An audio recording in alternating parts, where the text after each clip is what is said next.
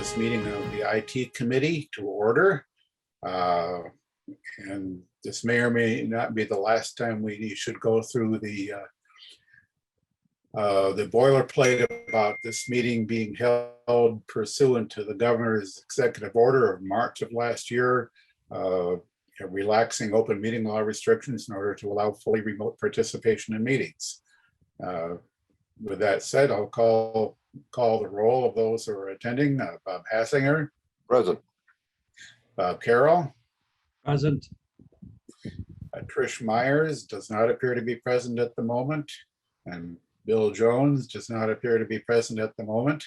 We do have a quorum of 3 out of our 5 committee members, so we will proceed with our agenda. And I neglected public input as an agenda item. I will remember that the next time. The next agenda item was committee reorganization. But after I put that up on the agenda, it occurred to me that perhaps a more appropriate time to do the reorganization is after June 30th, as a couple of members of the committee are up for reappointment.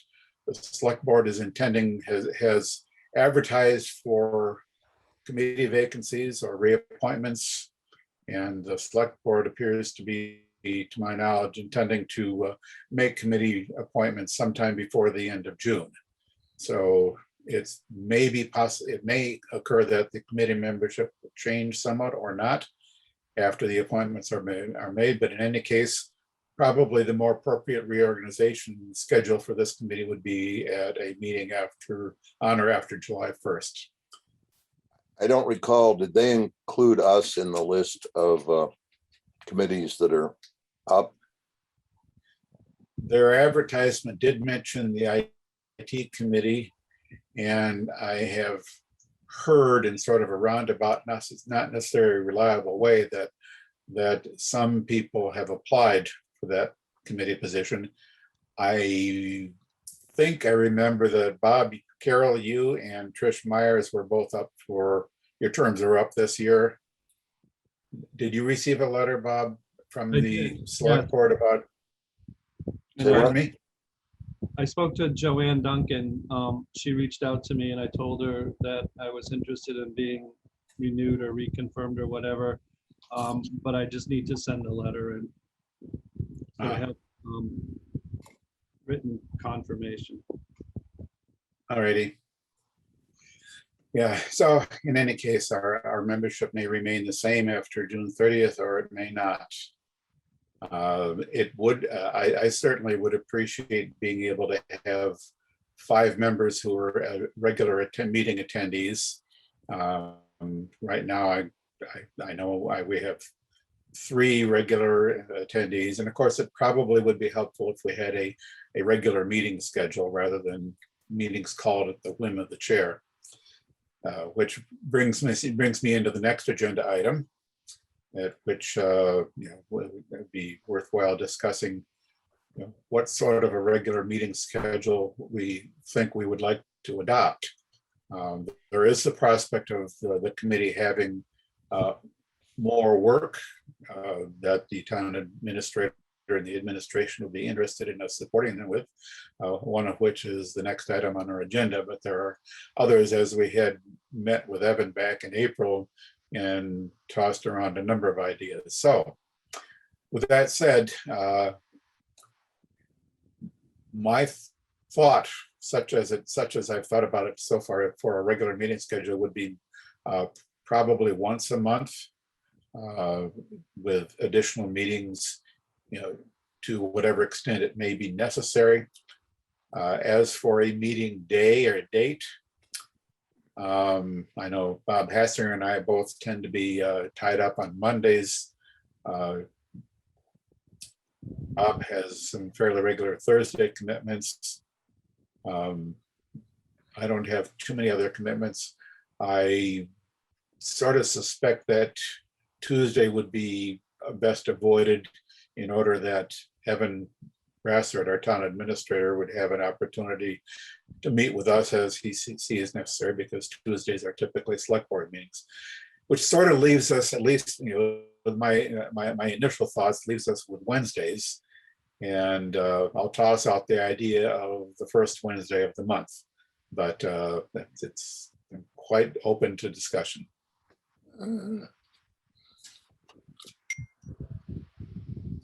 Yeah, that's fine. When going way back, when we used to meet fairly regular, what day did we meet on? Do you guys recall? Was that like a Tuesday? I think we picked as we went along, didn't we?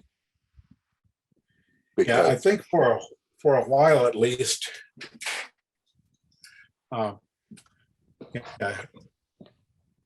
Let me take just a pause here. I got a message from Trish Myers. She's trying to join and is having a little bit of difficulty. Let me see if I can.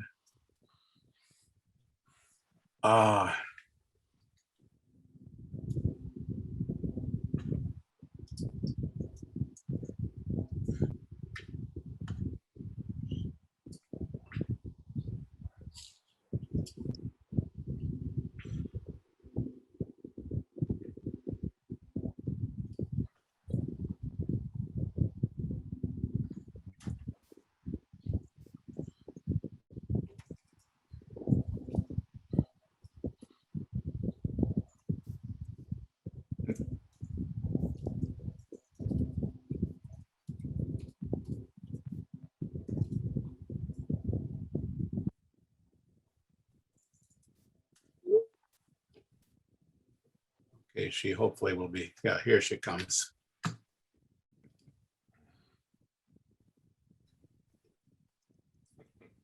okay, So as I was saying, I kind of remember for at least a while our regular meeting was Tuesdays, but I think it has varied over time.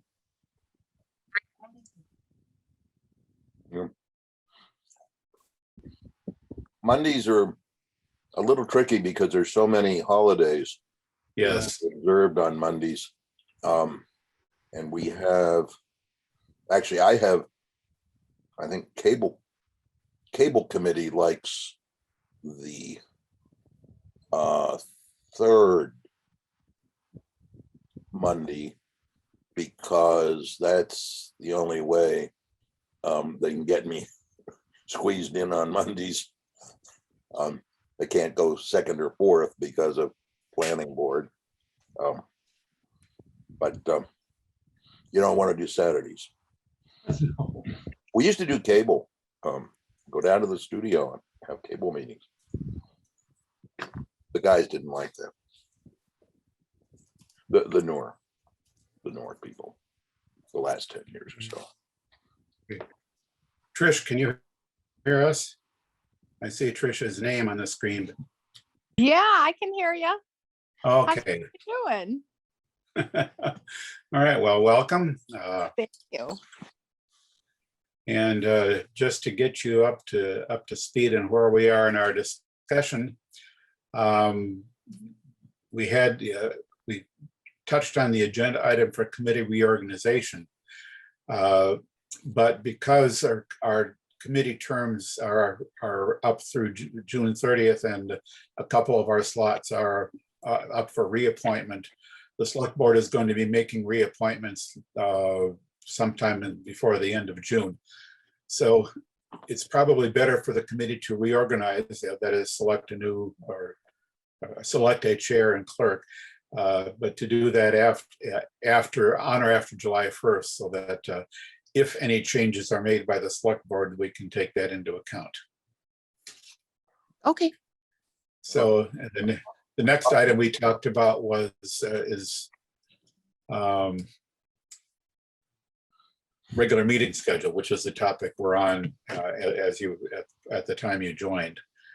And just to recap the discussion, my thoughts, subject to discussion and alternative ideas from the committee, was that it would probably be appropriate for us to plan a meeting schedule, a regular meeting schedule of once a month. And we're sort of tossing around days and thinking that maybe Wednesdays are the least likely to be to have conflicts for those of us who are here. Bob Hassinger and I both tend to have Mondays tied up. Bob Hassinger has Thursdays frequently tied up. The select board meets on Tuesdays, which would make it difficult for the town administrator to meet with us, as I imagine he would like to from time to time on Tuesdays. It sort of leaves Wednesdays open. So. Yeah, Wednesdays actually. Yeah, Yeah. go ahead. Oh, sorry. Yeah, Wednesdays do work for me. Yeah. Okay, Yeah, my only Wednesday is at 4 p.m. Yeah, 4 p.m. So that won't be a problem. And it's like 4 to 5:30. yes, right. And so, I mean, I'm sure we would stick, we would stick to a 7 p.m. time. One Wednesday a month, I have like a week from tonight, I have a meeting at 4, which I'm gonna be probably having to go to Worcester for starting real soon. It used to be I had to go to Worcester, so get back at 6:30 or Yes, something. no, that's, yeah. The resumption of in-person meetings is a whole nother interesting topic. Yeah. But yeah, Wednesdays I have, second and fourth Wednesdays, I sometimes have meetings, which I'm not always compelled to be at, like I'm missing one tonight. But generally speaking, if we think of, if we're comfortable with the first Wednesday of the month, I could take that as a consensus of the committee, or we could even go so far as to vote on it. Or again, any other preferences we should think about. That one I was mentioning was the second. I think it's normally scheduled the second Wednesday, so first or third or fourth is probably say so far. All right, so without objection, we'll take it as the consensus of the committee that we will reestablish a regular meeting schedule of the first Wednesday of every month starting in July. In connection with that discussion of a regular meeting schedule, what's our feeling about resuming in-person meetings versus continuing with Zoom meetings, provided that that is allowable after June 15th. That's a bit up in the air, as you may or may not have. Some of you may have read that there's some movement. A bill's been filed by the governor, and there's some movement in the legislature towards allowing a continuation of remote meetings, as we have been during the pandemic, through September or possibly through as late as next April. And that's partly in connection with some people's desire to consider ways to do hybrid in-person remote meetings, which presents kind of an interesting technical challenge, if you ask me. Some folks have expressed their liking these remote Zoom meetings because it's easy for the public to participate just by going online with Zoom. Plus, it's easy for us to record them for later broadcast and cable, which, in-person meetings, we really only have that capacity on a permanent basis in 2 conference rooms. We could set up cameras and for other meetings, but we haven't generally done that. So I don't know if what your thoughts are on whether this committee would be interested in continuing with remote meetings to the extent that that's permitted, or if we'd really prefer to go back to in-person meetings. Well, I just spent their part of this afternoon exchanging messages with the planning department relative to the planning board and what they're going to do. And, we have the legislature has until, I don't know, Monday night, maybe even Tuesday, to decide this. What are the chances that they're going to decide that by then? But be that as it may, technically, I don't think you're going to be able to have really solid participation with a hybrid Zoom and in person. You can't arrange the cameras and the screens so that everybody can see everybody. At least we don't have anywhere near that possibility. I know I asked in another group night before about that, and got some definite input from someone who teaches and who had just taken, just been to sessions and whatever training. And apparently, at least for his environment, the hybrid thing was the worst paradigm. We don't have I don't think we have selection. I don't think we have anywhere near a handle on the technology yet, or the paradigms of how to do it. So Yeah, but I, to the extent that I've tried to think of how one could make a hybrid meeting work effectively, I haven't come up with any ideas where it, I cannot see the solution to make that work effectively. It may be that enough people are interested in pursuing that eventually someone will come up with a way, but I don't see that right now as a practical alternative. I think really the choice is between in-person and fully remote. yeah, maybe fully remote if we're allowed.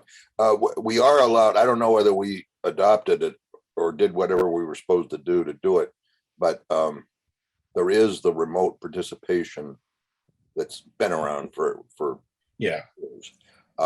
we've used that a time or two on this committee. Yeah, and that's possible. How you arrange it to do that, so that it's any better than what we've had before, I don't know. What are Evan and the Board of Selectmen doing? The school committee last night apparently just pulled the plug, went live, Yep. they met in conference room F, and they just did it the usual way. I guess they were on cable and internet streaming, and that was it, with very little advance notice. Yeah, Planning that board. popped up. Hmm? And that just popped up almost at the last minute. Evan and the Board of Selectmen, the select board last night held their Zoom meeting as usual. And there was no discussion during that meeting about future meetings. So Apparently they didn't record that meeting for later viewing by the public. I noticed in Twitter a comment on that from someone we know. I think I noticed that meeting was recorded, but there was some discussion during that meeting about an idea that at least one select board member suggested that maybe a select board workshop meeting wouldn't be recorded, and that he saw that he thought there might be some advantage in somehow the meeting being more informal, or maybe fostering a little bit different quality or style of interaction if it wasn't being recorded for posterity. But that was, it was not. There was no consensus on that. It was an idea that somebody threw out, and they talked about it a little bit, but they didn't reach any conclusions that I remember anyway. I made a couple of comments this afternoon on Twitter about there is absolutely nothing that distinguishes a workshop meeting from any other meeting subject to the open meeting law. It's exactly the same. They can do whatever they want as long as their agenda matches. And anybody could go to an in-person meeting with a camera and record it, the way Roger Homan used to do with the selectmen before the selectmen wanted to be on television. I think be open and transparent. And in any case, I don't think that we have a, well, first of all, this apparently GCTV or GGTV is not recording this. You are, Dave. Are you gonna send it to GGTV to put up? That's the plan. If you can, okay. I think, well, Yeah, I guess the short answer to the question, in person or remote, is unless and until we have the option of doing remote, we need to plan on returning to in person. And exactly. so I will suggest that we probably necessarily need to plan on that first meeting in July to be in person. At that time, if the legislature in its infinite wisdom has granted us the option to be remote, then we can consider which way we want to go for our meetings. But for right now, the only thing that I'm sure about is that we will be able to do an in-person meeting in July. Are you saying that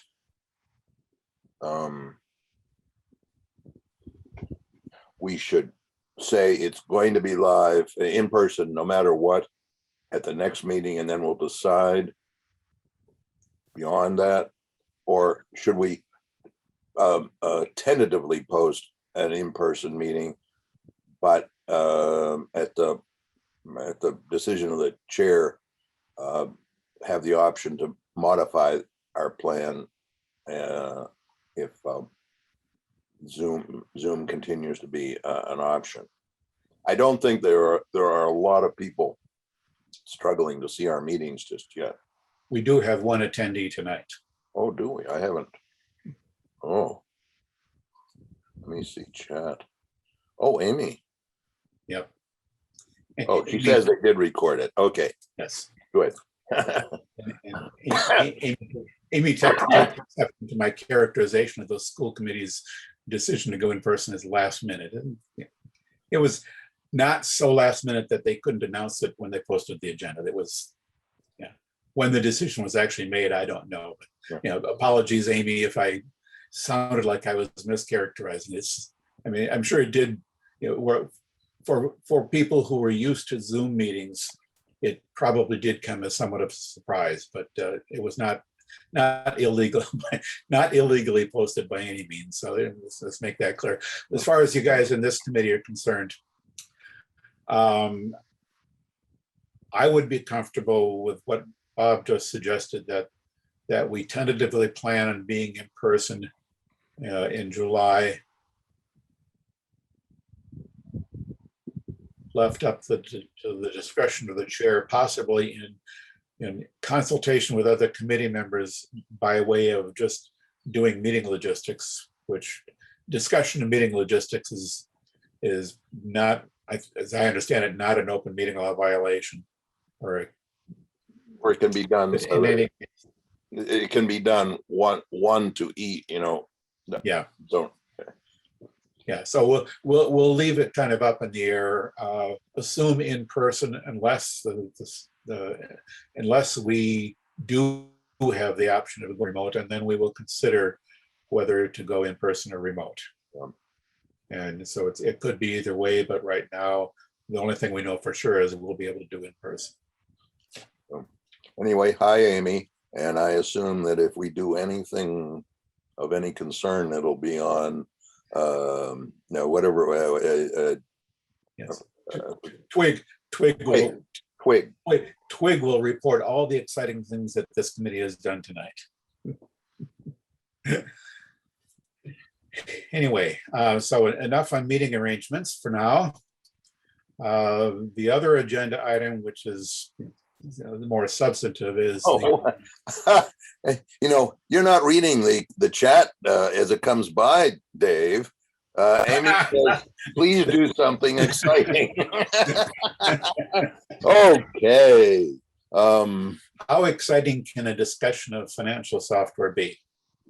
I don't know. A discussion of how we're going to do meetings is important. Yeah, so on to the topic of financial software. As you know, I've forwarded at least some, some mailed to you previously. You should all be aware that the town has been in discussions with 3 software vendors for a financial software package to replace SoftWrite. Just a little bit of background on that. SoftWrite, as I think Bob, and I can remember, but we were on, this committee was involved in the review of financial applications some years ago when SoftWrite was picked. And let me just say that to my recollection, SoftWrite was not this committee's top recommended choice. But be that as it may, it was picked. But what has happened is that SoftWrite basically is being phased out. It was, at the time we chose it, based on what we knew was an end-of-life platform, that being VisualFox Pro. It survives to this day, but the company SoftWrite has been bought out, possibly more than once. I don't remember all of that I've been told, but anyway, it is now owned by a company called Springbrook. And so we are looking at, and what has happened, up to this point is the users of the software, the potential users of the software, namely being the accounting office, the treasurer collector's office, the school business office, and the sewer department, have been attending demonstrations of these systems to see how they work and what their capabilities are. I believe this committee, the committee mailing list, has gotten the invitations for all those. I've been able to attend, I think, every one of them. And that's been kind of interesting. I mean, they were focused, primarily on, will this system do what our users need? And we really haven't been looking at it from sort of the perspective that we as an IT committee would look at it, but we'll get to that. So as I said, the three software packages that they're looking at are Springbrook, which is offering us what they're selling now as a replacement to the SoftWrite. So their software that does what SoftWrite used to do. There is Munis, which is owned by Tyler Technologies, which is a very well-known, long-established package used by a lot of municipalities. And then there's Vadar, which is also very well-established. Vadar, Munis is a national company. Tyler's a national company. They've gotten an enormous collection, enormous software suite with a lot of bells and whistles with a price tag to go along with it. Vadar is kind of in the position that SoftWrite was for a while, except Vadar has been around longer. We actually had a conversation today involving one of the Vadar folks who was with SoftWrite at the time we bought SoftWrite, but it was previously Vadar. So he'd been Vadar, went to SoftWrite, and is now back for it. So we had a little bit of an old home week there on that call. But Vadar, anyway, is a company they've been around for about 25 years. They're exclusively Massachusetts. And as it happens, some of our staff, Mary Lauria, the finance officer, whatever exactly her title is now, I forget, Amy Perkins in the treasurer collector's office, both have used Vadar in their previous positions, so they're very familiar with it. Vadar, price-wise, is pretty reasonably priced. Functionality-wise, all 3 packages do most of what we need. The concern I and some others of us have with Springbrook is that Springbrook does not currently do property taxes, which is a rather important function for us. They are building property tax function for Massachusetts, but if we were to go with them, which from one perspective, they're sort of the logical successor to SoftWrite, it's basically the same company, but we would be getting a brand new untested function, which I think none of us who've been involved in the discussions are really fond of that idea. Vadar is good. The folks with experience with Vadar are very happy with it. They like it. It seems to do everything we need. And as I said, Munis is also very good, and they've got a lot of bells and whistles, some added functionality that Vadar doesn't have. But in the assessment of the folks who are going to be using this stuff day to day, those bells and whistles aren't worth the price tag. So the town staff is really focused on Vadar at this point, And yesterday, we got, Vadar sent out some, sort of technical information about their platform, which I circulated with the IT committee. And that's sort of the, what we can talk about tonight is what our reaction is to that, what our thoughts are about it. My biggest concern is, do we see anything in there that's really a red flag that says, we just can't recommend Vadar because they've got, their platform is just not suitable. I know, Bob Carroll, you looked that over and you emailed out some of your reactions to that. And so first of all, do we think that's Vadar is acceptable, good enough at least for the town to go ahead with, which seems like it ought to be because they've got a lot of satisfied clients in the state. But perhaps more importantly, do we have some questions that we would like to get back to Vadar and get some more information from them, some more details? So with that, I'll open up the floor to anybody who has any thoughts and comments. So I guess I have a lot of questions because I wasn't part of any of the demos or anything, but did they put together or pull together any sort of requirements, structured requirements that they're then using some sort of scoring or rubric to go through and evaluate each three of these, or is it more, seat of the pants kind of thing? I'm not aware of any structured or any written requirements.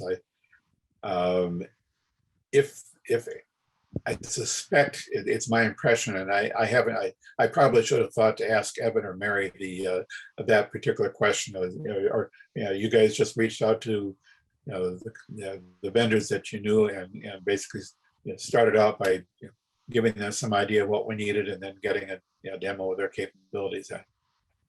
It would be interesting to know for sure. Yeah, because if there was any pushback down the road, right, or anyone was to protest the selection, right, unless we had, and again, I get it's a municipality and we're, not the state of California or New York making a selection, but still, I think the principles of due diligence, right, still apply in how you do it, so.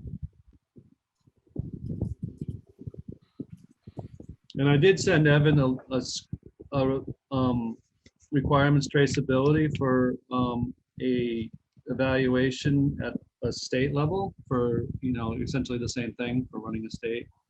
And it's literally thousands. I get that's way overkill, but it's easy to kill off a lot of that stuff.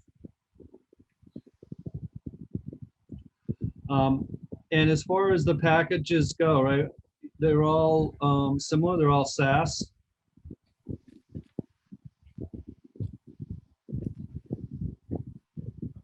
They're all offered software as a service.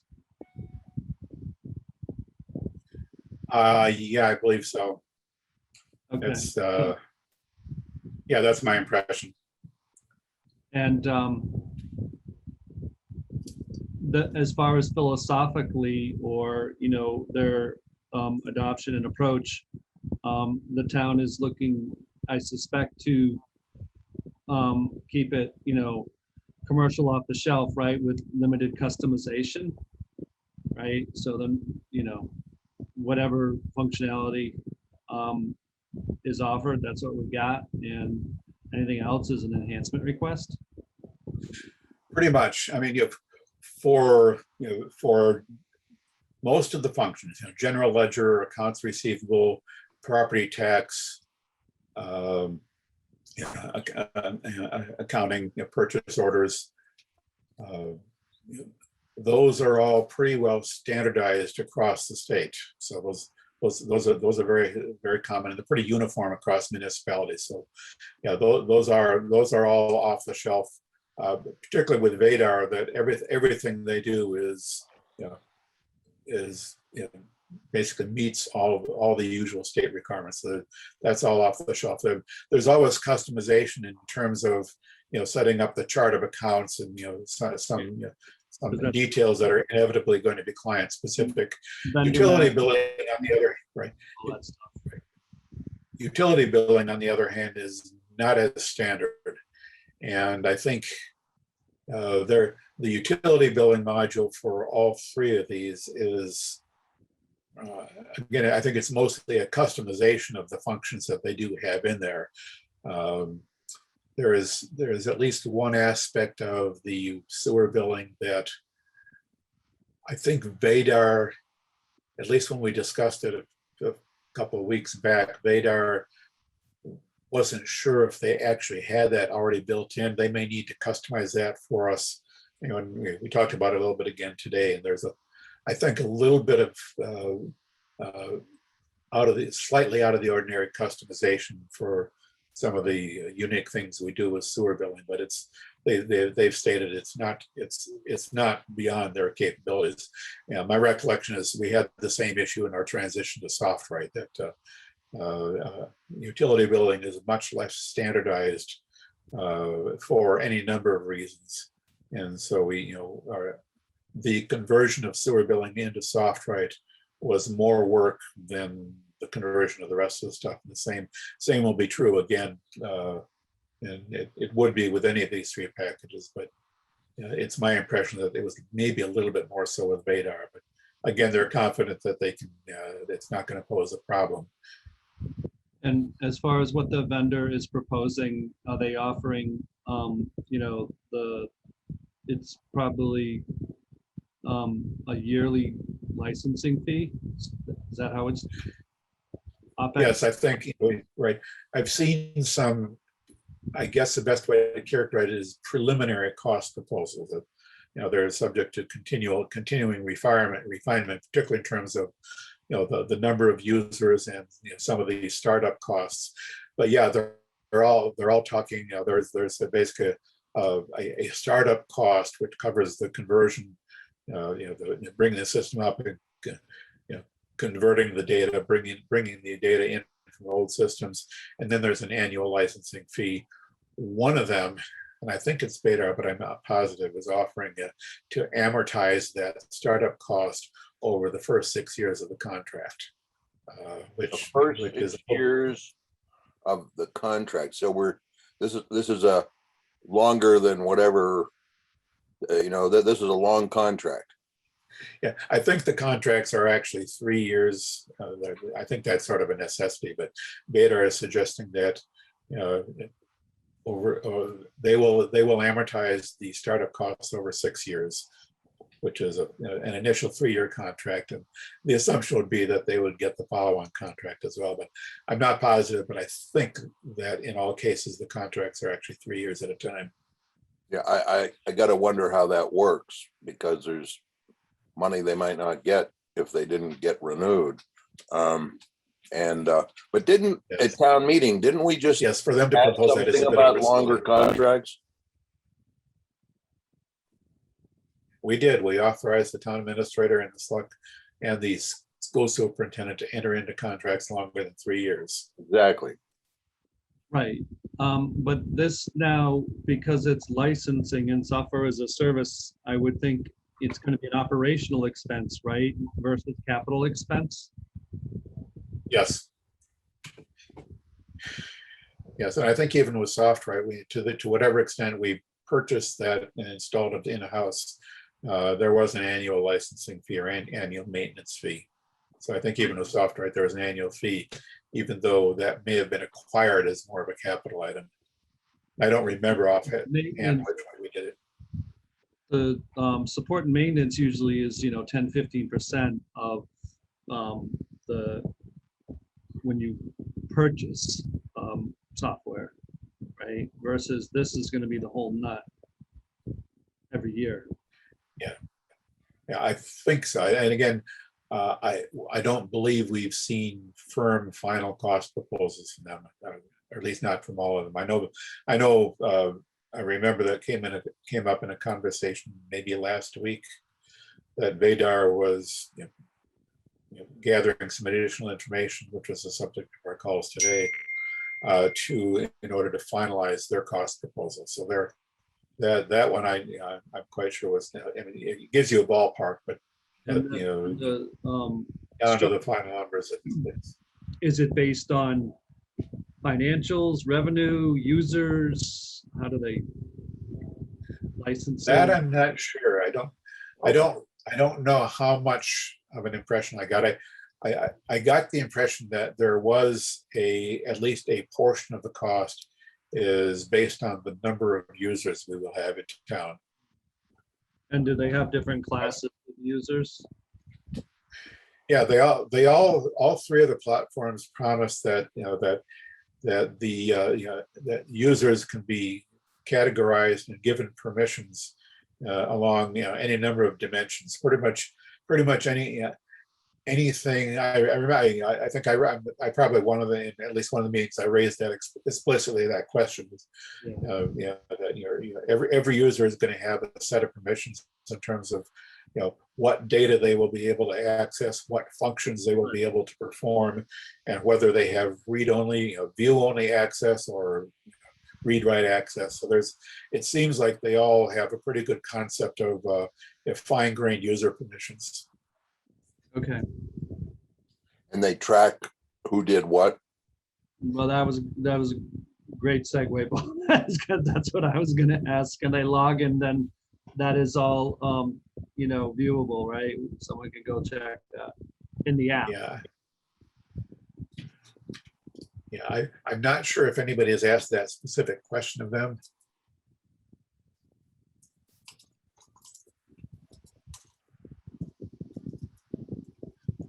I would rather expect that to be the case, that every database. Well, I would think for auditing purposes, right? Yep. Someone was to do some nefarious activities, you'd want to know who did what, Yes, I would think that would be rather important. Right. I didn't actually have to worry about that when I made the sewer billing system that I made, because I only had one user. Yeah. But in a system like this, you absolutely want to be able to know who did what, when, and to whom. Yes. And getting more so, you got to be able to identify the Russians when they get here, right? Yeah. So did Evan use? Is this what Evan used in Munson? Yes. Okay. So he knows these guys. He knows this app. He knows. Yeah. Evan and Mary Lauria both came to us from Munson. Okay. I think Amy in the Treasurer's Collector's Office came to us from Leicester, where they also use Vadar. But yeah, I think Evan and Mary are naturally going to gravitate towards Vadar because they know it. Mary has nothing but good things to say about Vadar's customer support. She said they're there for her. They were there for her all the time, evenings, weekends, whatever. She never had any trouble getting support from them. So that's worth something. One might assume that other companies will be similarly able to provide support. But. Right. So, all things being equal, and that there's no holes or gaps with respect to Vadar, I guess it would just make sense to, trust those that are going to be doing this, day in, day out, to be comfortable. I did see some stuff in the hosting that made me kind of nervous, but okay. Yeah, well, I wanted to ask a little about that. Yeah, I think with what you had sent out earlier and anything that we come up with tonight, I will probably want to formulate a few questions for Vadar just to get some clarifications or express some. Yeah, I think with respect to some of their technology that's kind of dated at this point, I would be interested in knowing what their plans are for updating to more current standards and technologies to the extent. I mean, what they have is probably good or was perfectly good at the time. With this technology, as we all know, things change and sometimes change rapidly, and if you don't keep up, right, you eventually can get yourself into trouble. Yeah. Well, Yeah. and then the other big thing is, the authentication and identity management, right? How they do all of that, because I did not, again, I haven't seen, other than the hosting docs that you had sent over for their cloud, their data center. I haven't seen any of the, nor have I gone and looked either to see how they do all that. I would hope they use some sort of, either two-factor or multi-factor, right, to verify who users are, for sure.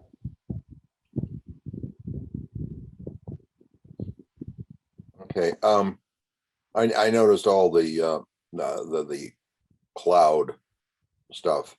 Yeah, Is everybody pretty much in the cloud now?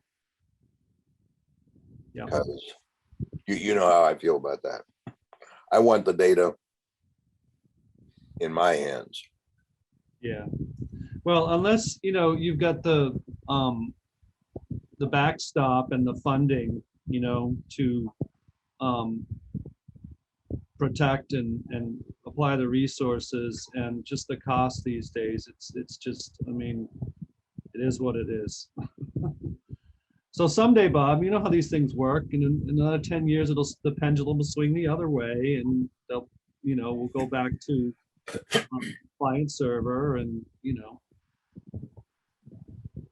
I don't, we're at end of life of something we said we're going to get to end the life of, and that's why we're in trouble or having to spend a bunch of money. Do we? I don't know. I'm cautious about long range stuff. I don't want someone to go out of business and or maybe they get hit with ransomware or who knows what. And we're out of luck. right. Well, that's But I'm not sure that that's going to decide anything on this.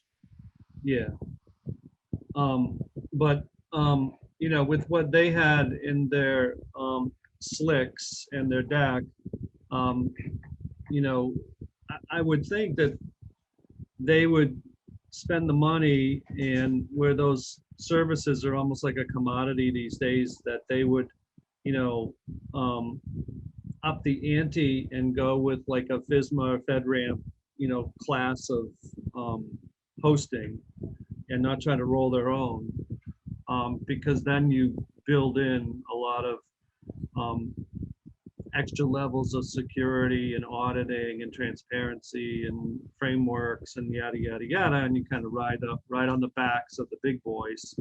But again, I don't know what their business model is or their strategy or whatever. So Yeah, they mentioned that they're hosted by I think they referred to it as a nationwide hosting company, but I don't know anything about the company that they're using to host. So it'd be interesting perhaps to learn a little bit more. That they're not, obviously they're not, the big guys like AWS or something, but what scale that their hosting company operates at, and how they compare to some of the more well-known names in that space, I'm not at all sure. And I haven't taken the time to look more closely at that, but it's sort of an interesting question. Done a lot, or at least, maybe it's something silly like they just didn't update the deck or the PowerPoint stuff that we got, and the slicks were kind of out of date. Or maybe it isn't. Huh? Or maybe it isn't. That's kind of and we're talking about making decisions based on uncertainty. Right, because I saw a lot of practices, and a lot of this stuff is relevant to the farm, right? The racks and the servers and the cabling and access. I didn't see much on security frameworks and testing and development practices and authentication and those types of things that are much bigger, right? And where and how they get their code, how they hold their code, how they revise their code, how they, the pen test that they had was like 8 months ago. So like to see more on that. And for people that do this, for municipalities and for a living, they usually have all those documents at the ready because, anyone that's gonna do business with them wants to see that stuff. Right, and we didn't see it yet, right? What- That's why I'm concerned. Is an old cert, the SAS 70, SSAE 16 is old. It's superseded.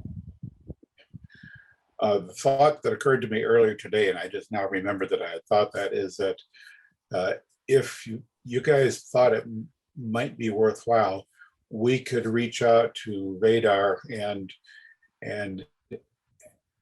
inquire as to whether one of their folks would be willing to meet with this committee for the purpose of discussing some of these items. On the record, Right, and meet and then present things in writing. Because Yes. they can, they could send some sales guy who will, They give were us what wonderful. we want to hear. Yeah. But we need that attestation, right? An authoritative source, someone that can attest to the fact, right? Because we're talking finance, we're talking auditing. Yeah. So it's kind of a big deal. So if we can set that up, I will reach out to them tomorrow and see if we can't set something up. And given the timeframes involved, I know Evan and Mary would like to jump on this about as quickly as they can. But I'll work this out with Evan and Mary as well. But we'll see if we can't set something up, and we'll call a special meeting of this committee.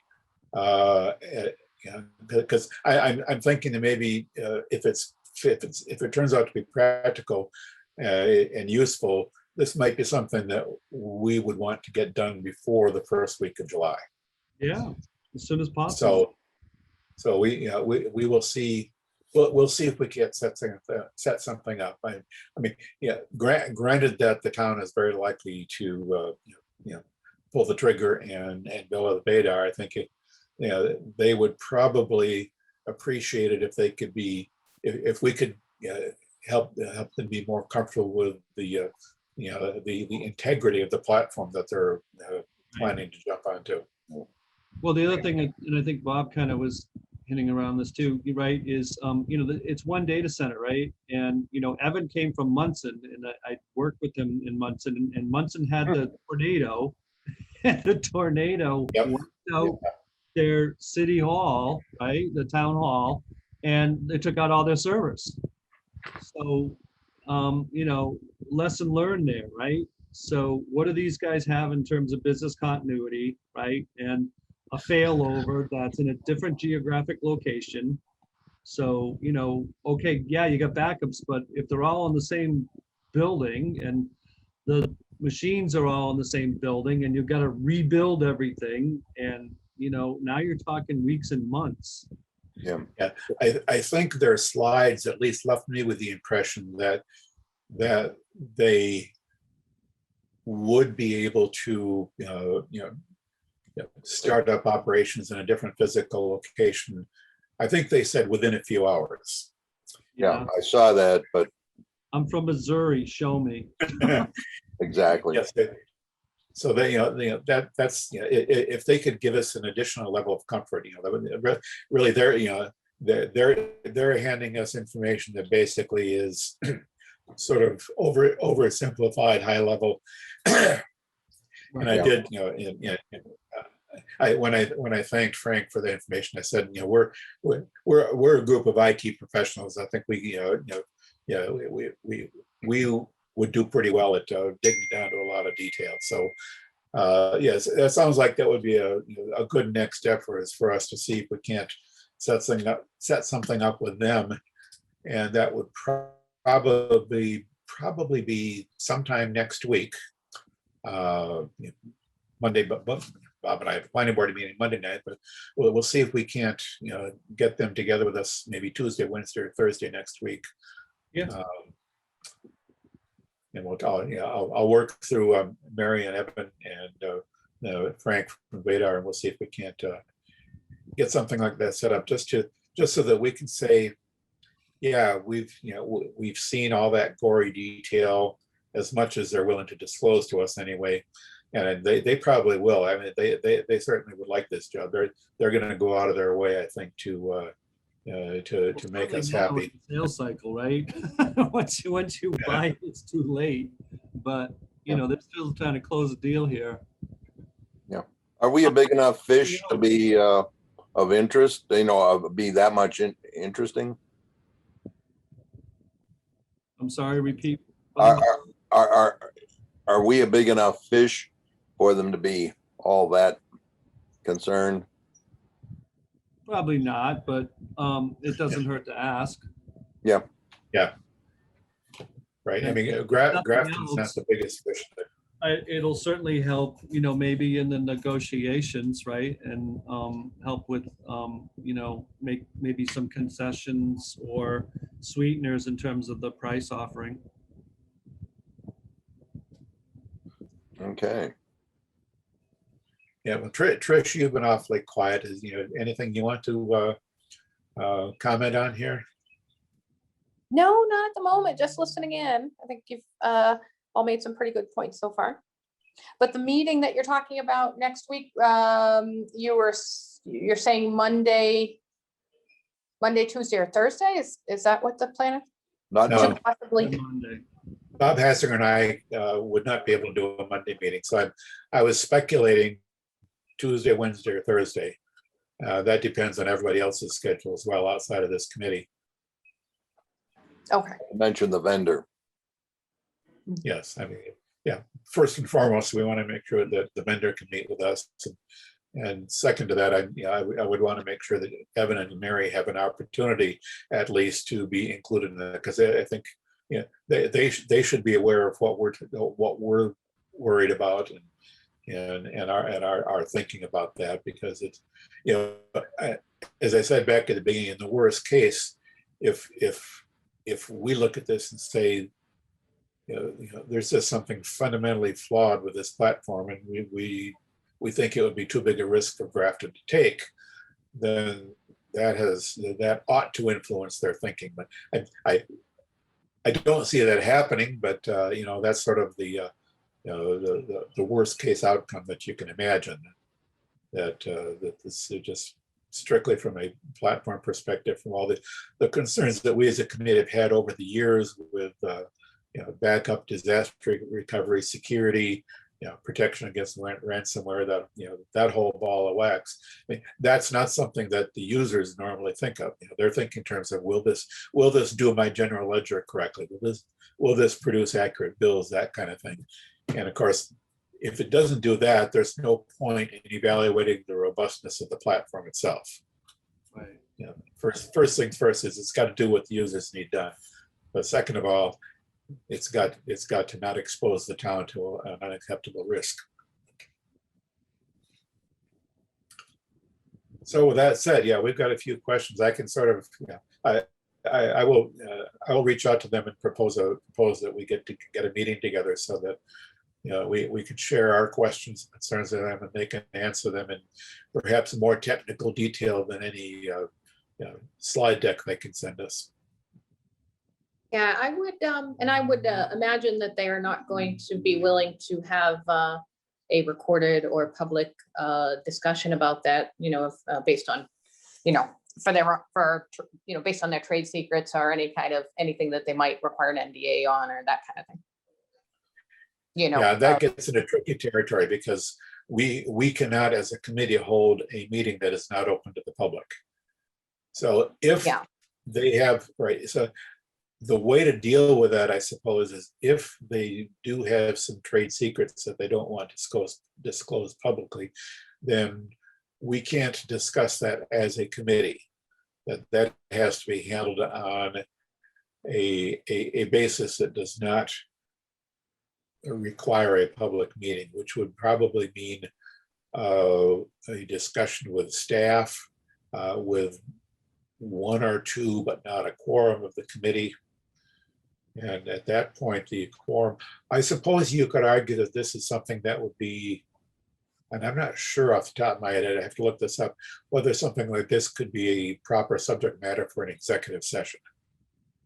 I'm not sure that executive session is allowable for things like discussion of trade secrets. There are a variety of legitimate reasons for executive session.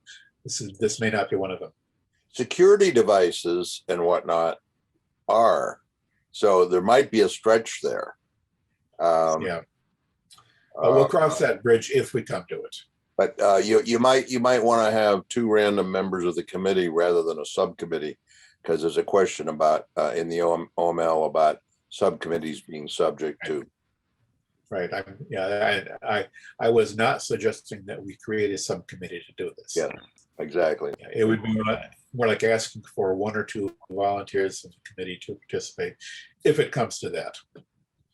And hopefully we can avoid that, but you know, maybe that's an exciting topic for Twig to tell us about.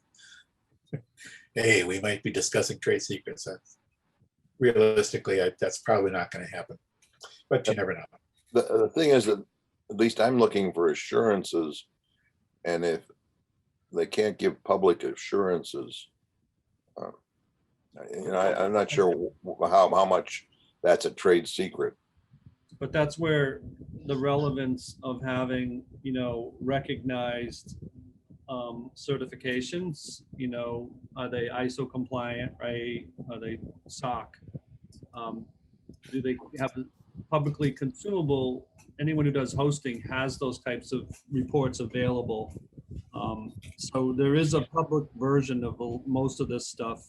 And again, that what comes back to the attestation by someone, you know, that has fiduciary responsibility, attest to the fact that they really do all this stuff, right?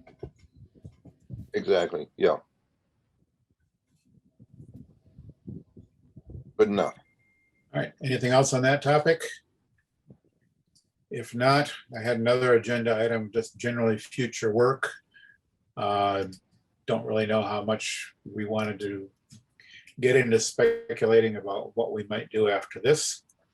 I know when we just met with Evan a few weeks ago, we had a substantial list of things to do, and I'm kind of going to guess that we, at least at the moment, want to be responsive to what Evan thinks he most needs from us.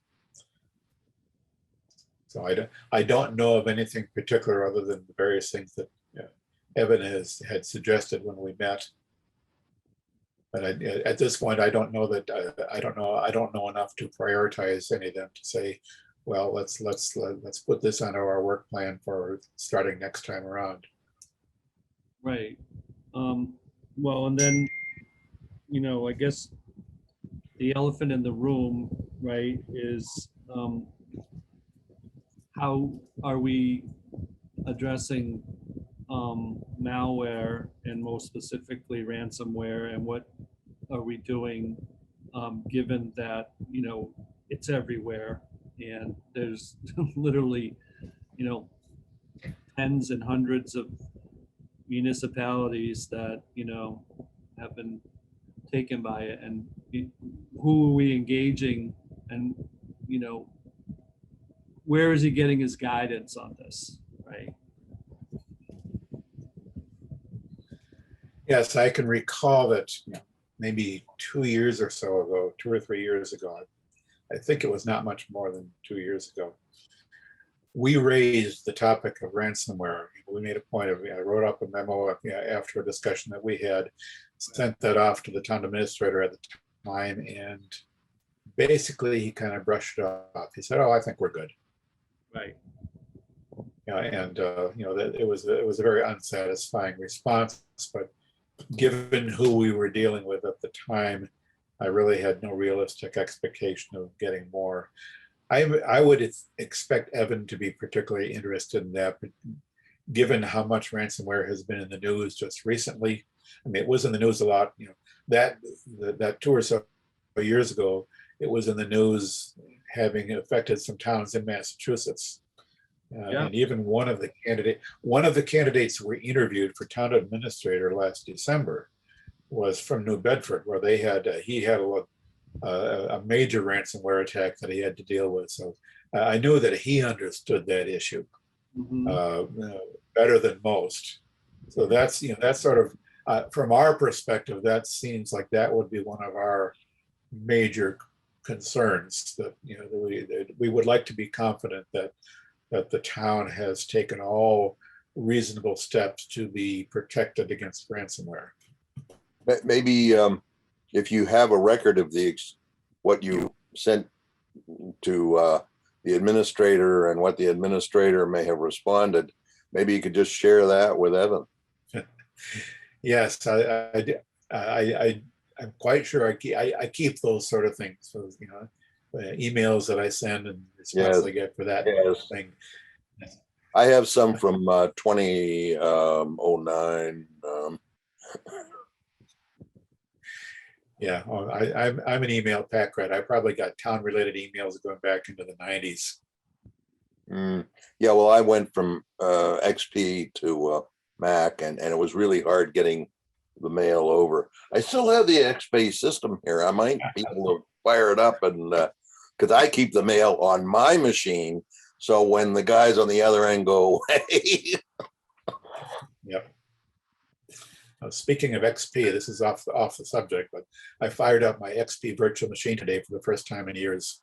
Because that's the machine on which I did the development of the sewer billing application. Oh. And the question, excuse me, the question came up as to a detail about how that application works.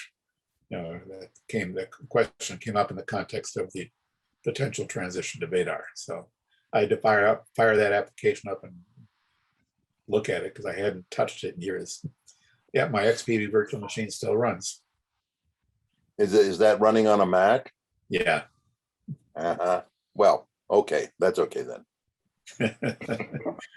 Anyway, so anything else on the future work? I think mainly we want to be responsive to Evan's priorities, but we do want to So in terms raise- of support and break fix, desktop, our managed services, we're still using Coughlin with all that. Yeah, as far as I know, we're still with Coughlin. I think we renewed with Coughlin a couple of years ago under the previous town administrator, and I don't think that changed. At least no one's brought it to my attention if it has changed, but I don't think it has. Right. Okay. So the last agenda item I have, if there's nothing more on this future work, is we have the minutes of our previous meeting, April 1st, which I sent out by email for review and approval. I move approval is drafted. I'll second. Moved and seconded that the minutes be approved as drafted. This being a virtual meeting, I need to call for a vote by roll call. So Bob Hassinger, Aye. Bob Carroll, I, Trish Myers seems to have left the meeting for whatever reason, but Dave Robbins votes aye as well. So I declare that motion carried unanimously. And there being no further business, We adjourn. second. moved and seconded that this meeting be adjourned. There being no opportunity for discussion. You just froze up, Dave. Something happened there. Aye. Aye. I. All right, and I vote aye, so by unanimous vote, this meeting is adjourned. Thank you Okay. all.